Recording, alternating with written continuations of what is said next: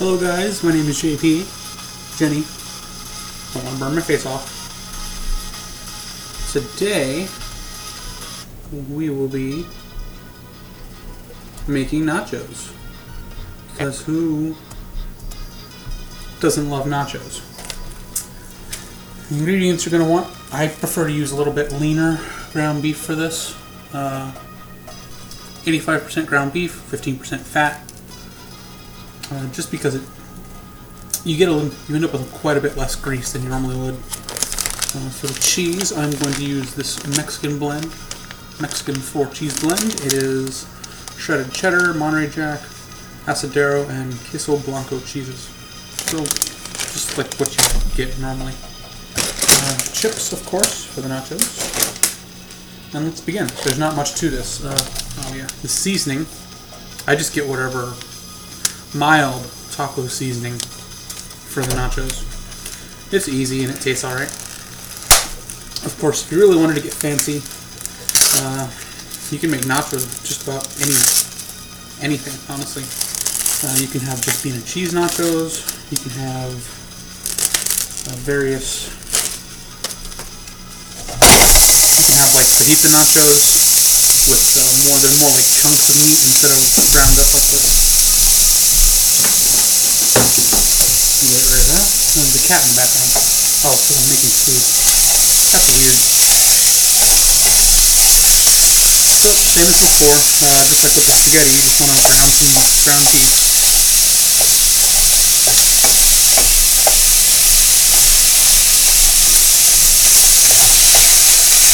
It's pretty easy. And again, it's mostly up to how you like them.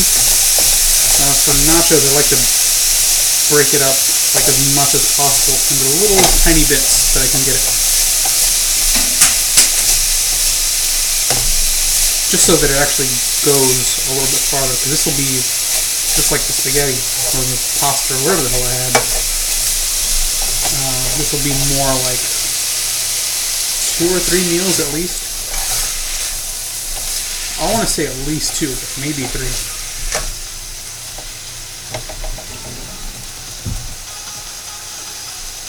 Mostly, it just depends on how much I end up eating right now. So it's only 10. It's like 3 or 4 o'clock. What the hell time is it? Shit, I don't even know. It's 3 o'clock. Roughly.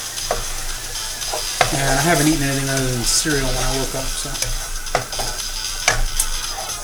I am definitely going to have some of this now, and then maybe some more, like for dinner, like later tonight. So it'll probably really only last for the day. That's all I planned on.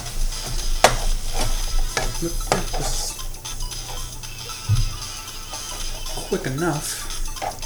Ground beef browns very, very quickly. But the way I do it is I do not brown it all the way.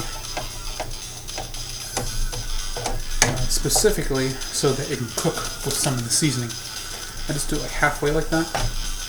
And then what you want for this, as it says in the package, 2/3 cup of water. So I'm going to grab a coffee mug with water in it.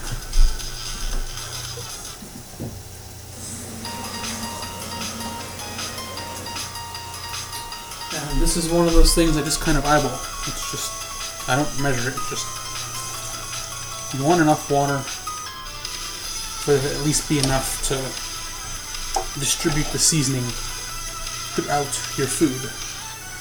Otherwise, it can get kind of stuck together, like it'll stick in the grease that's there, and you get like a weird, kind of a gross effect. I've had that happen before. Like when I used beef that was too fatty or I didn't use enough water. Just like that. Of course, you could make these seasonings yourself from some of the various spices available, of course. And then you want salt, pepper, maybe some garlic powder. You could use diced onion instead of onion powder. That's always really good. yeah, it's simple stuff. I prefer to do it easy.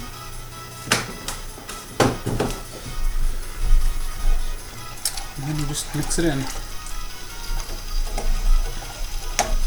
And then I will turn this up just a little bit to get it going again. And the music you're hearing, while yes being like video game music remixes and stuff, has all been generously provided by Matt. You guys all know Matt by now. I won't shut up about him, so yeah. He is actually very good at both making original music. I don't know if he's only able to do electronic or if he does other things, but he definitely has made some very good electronic music, and also makes video game remixes, or he has. And he linked me to them the other day, and I was like, these are great. And then I asked him if I could use them for YouTube, and here we are. I know I do not fill in the silence properly sometimes, so I figure music will help with that.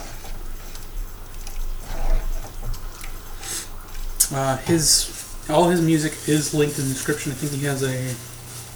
I don't want to click away from the screen right now, but it's SoundCloud, I believe it is. I'm not any kind of musician, so I don't really know any kind of that stuff. I mean, I know I can play a couple instruments, but nothing well enough to be able to say I can make music. I can't read sheet music, anything like that. So yeah, just get this going. And then really all you'll want to do is let it simmer for a while. Let the seasoning seep into the meat. And especially if you did it like this, where the meat isn't fully cooked, you definitely want to let it simmer for quite some time so that the meat will finish cooking. But basically when it's done, you just grab a plate. I'm going to grab a nice big plate.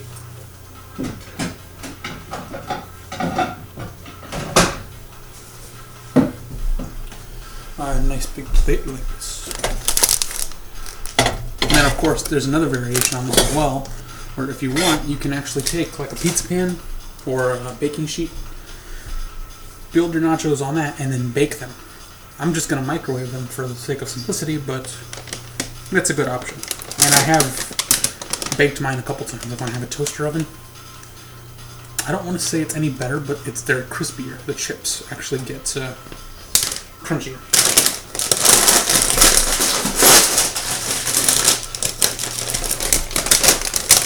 And of course, with this, nothing too crazy. Spread some chips out.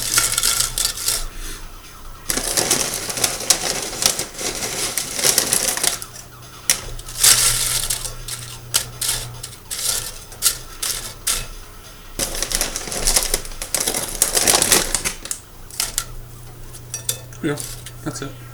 I'll make like that much nachos. It'll end up with maybe one or two scoops of meat on it, depending on how big the scoops end up being.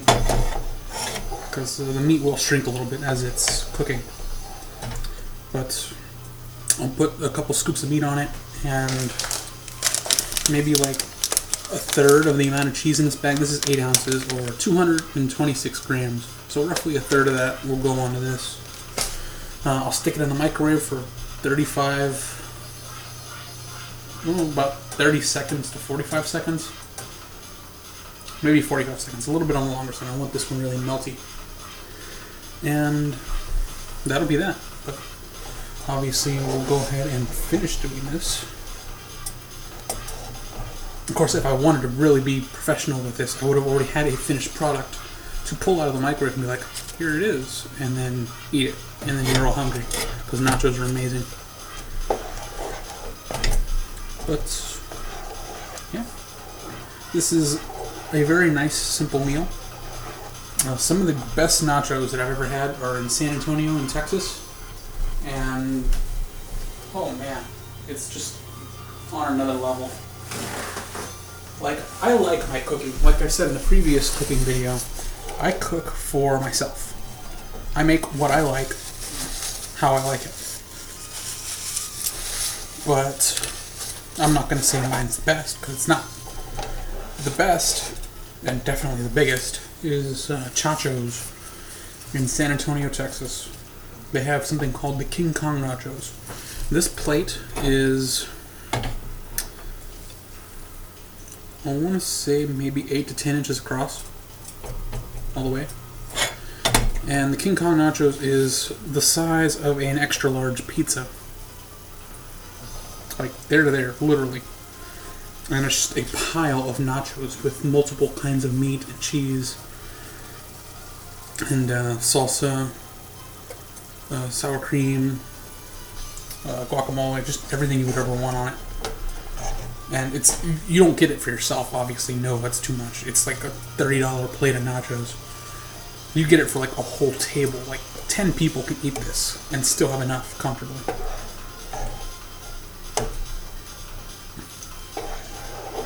So if you want decent nachos and you happen to go through San Antonio, go to Nachos. It's off of what's the one there?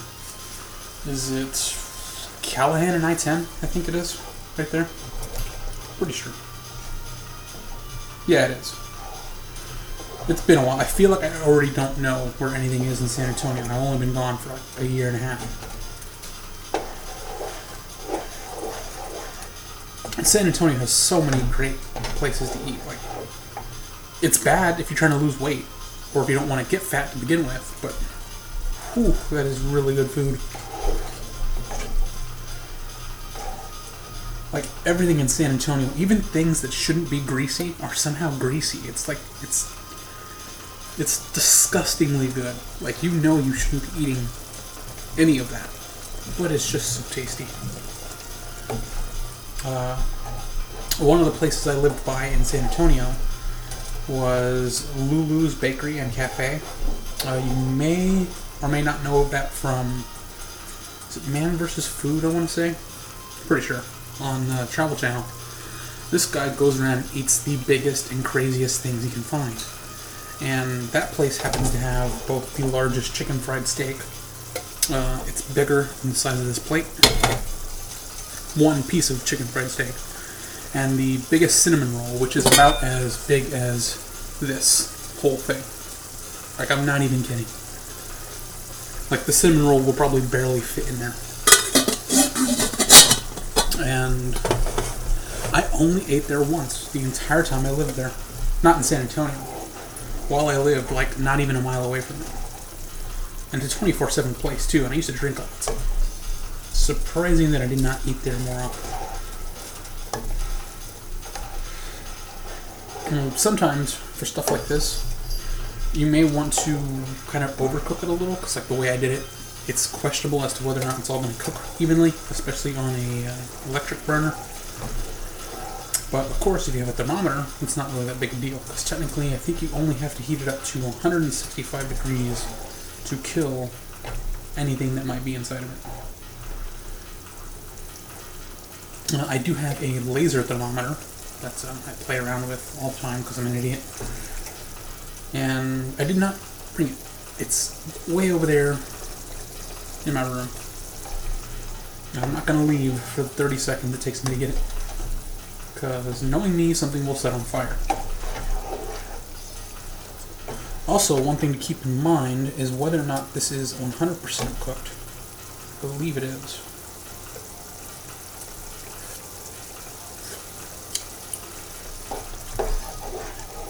It's okay. It honestly needs salt. I don't actually put salt on everything like people seem to think I do. Because like my ex-wife and her friends, I put salt on strange things because I have a really bad sense of taste. And I just want to be able to taste some things. This is one of those things I want to taste. And for me, salt just kind of amplifies whatever I actually can taste. I don't want to barely have a sense of smell either. That's better. So I think that'll do it for the meat. Well, because one thing to keep in mind is that it is also going to be microwaved literally heat it again to melt the cheese.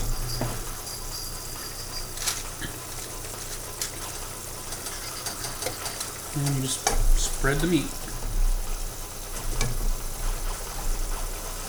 Nice and easy. I don't go like super crazy on it. Obviously I could pile this whole thing on there and have like the most absurd nachos I've ever eaten. But that is not the goal. The goal is to eat multiple times in a vaguely healthy way. Because it is just corn, meat, and cheese. It's not unhealthy, per se. I mean, obviously the cheese isn't particularly good for you. And the grease in the meat isn't particularly good for you. But everything is fine in moderation. So, while I am hungry enough to eat all of this right now, I don't want to eat all of this right now. I'm not even going to use that much cheese, probably. Like, literally just enough to say there's cheese on it. Because there was a time when I used to make nachos when I would just cover this in cheese and you could not see anything under it. But yeah, that was maybe a third of that bag. Probably closer to a fourth. But then, what you're going to want to do, and I will move the camera over so that you can see.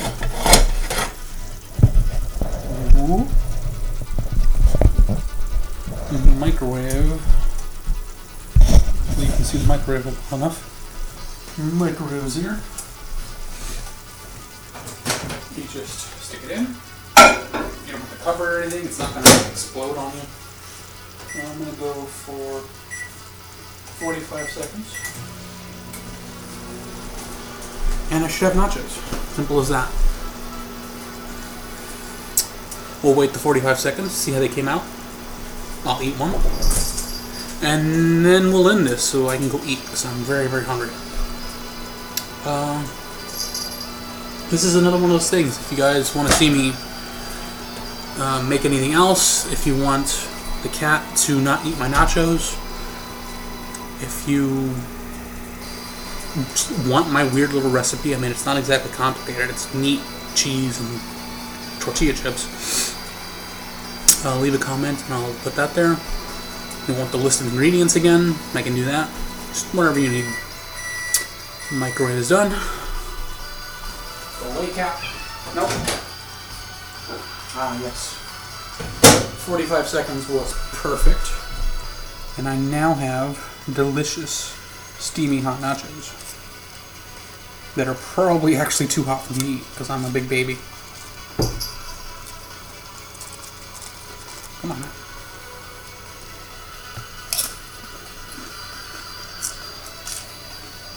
Not bad. But there you have it. Hope you guys enjoyed, because I'm going to enjoy. Leave a like if you like nachos. Nachos are good. And I'll see you next time. So long.